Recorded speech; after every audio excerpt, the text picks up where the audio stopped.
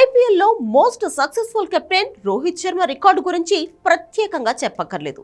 Mumbai Indians కు ఏకంగా 5 సార్లు టైటిల్ అందించాడు. అయితే రానున్న 17వ సీజన్ కు ముందు రోహిత్ ను సారథిగా తప్పించిన ముంబై మేనేజ్మెంట్ హార్దిక్ పాండ్యాకు పగ్గాలు అప్పగించింది. ఈ నిర్ణయంపై రోహిత్ ఫ్యాన్స్ తీవ్ర స్థాయిలో ఫైర్ అయ్యారు. సూర్యకుమార్ యాదవ్, కిరణ్ పోలార్డ్ యాజమాన్య నిర్మాణాన్ని తప్పుపడుతూ పరోక్షంగా సోషల్ మీడియాలో అసంతృప్తి వ్యక్తం చేశారు. అయినప్పటికీ ముంబై మేనేజ్మెంట్ హార్దిక్ వైపే మొగ్గు చూపింది.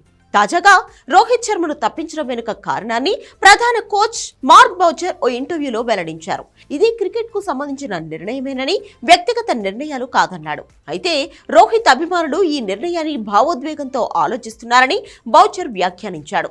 రోహిత్ అసాధారణ ప్లేయర్ అన్న బౌచర్ మరోసారి హిట్ మ్యాన్ లో అత్యుత్తమ ప్లేయర్ ను అభిమానులు చూస్తారని చెప్పుకొచ్చాడు. అయితే ఈ ఇంటర్వ్యూ వివరాలను సోషల్ మీడియాలో పోస్ట్ చేయగా దానిపై రోహిత్ భార్య రతిక స్పందించారు. ఈ నిర్ణయంలో చాలా తప్పులున్నాయంటూ ఆమె చేసిన కామెంట్ వైరల్ గా మారింది.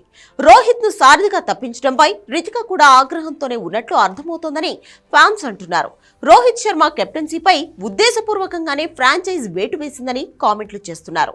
ఏదేమైనా ఐపీఎల్ 17వ సీజన్ కు ముందు ముంబై కెప్టెన్సీ మార్పు వ్యవహారం హాట్ టాపిక్ గా మారింది.